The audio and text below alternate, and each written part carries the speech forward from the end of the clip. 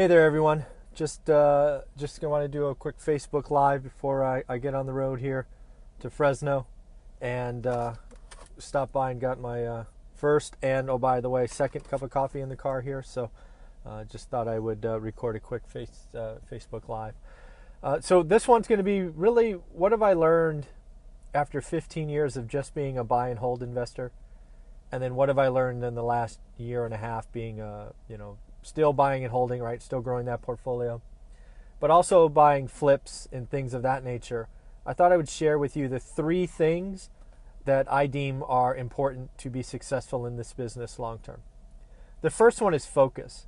And what I mean by that is you need to know who you are and what you want to do.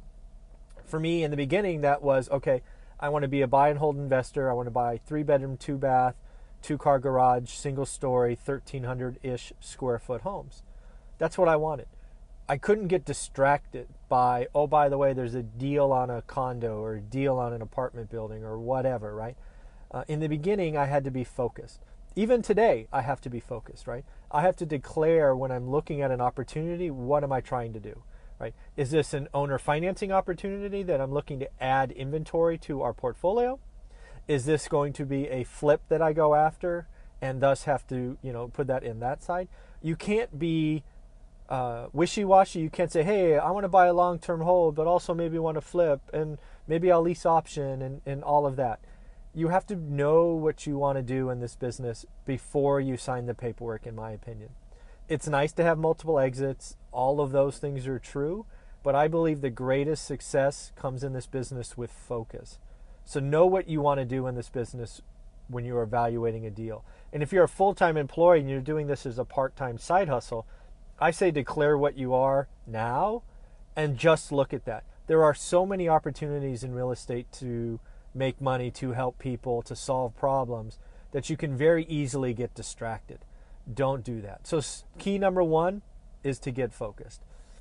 Step number 2, or key number 2, is consistent execution. This is one thing that when I look back at what I was doing, I guess if I have one strength, it is when I am focused, I am focused. So I go ahead and I get executed. And I looked at Fresno real estate, again, just in the MLS every day for almost 10 years straight. And that's pretty crazy. I mean, when I sit back and think about that. But it was that consistent execution that allowed me to learn a market. I didn't have any systems. I didn't have any wholesalers. I didn't have any real estate agents. I didn't have any of these things, right? I just had the sheer brute force of getting up every morning early, looking at the MLS, doing it one time before going to bed. And that's how I learned. That's how I made offers. That's how I did all these things. So if you're a full-time employee and you're looking to learn your market, you don't have to be as a lunatic like I was.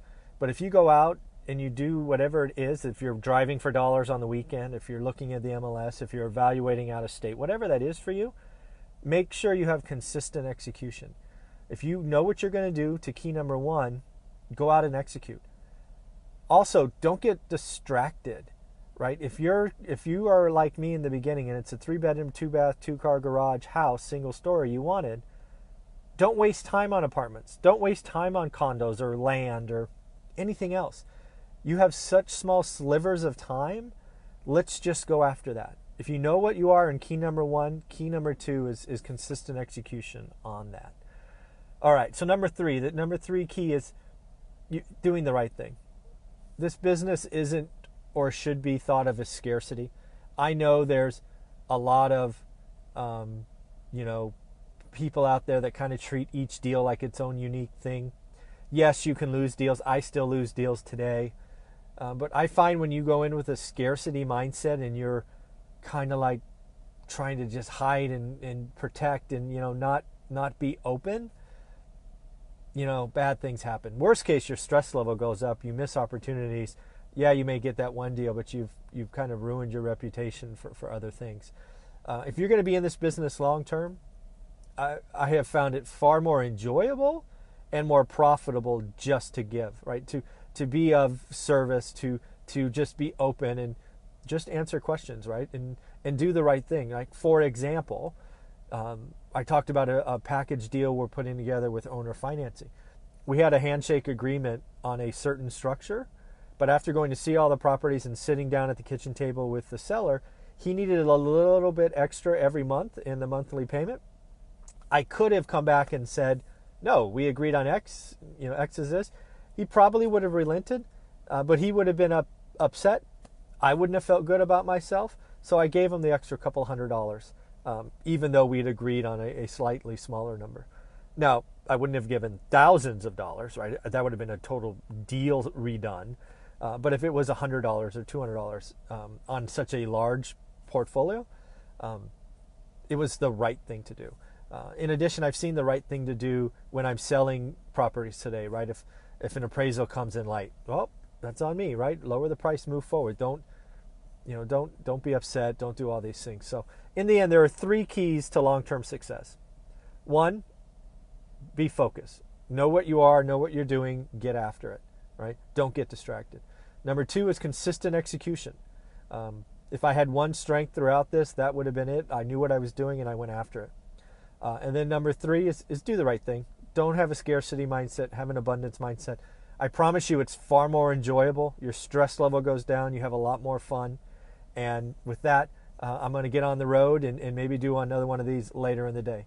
Have a great day. Thanks.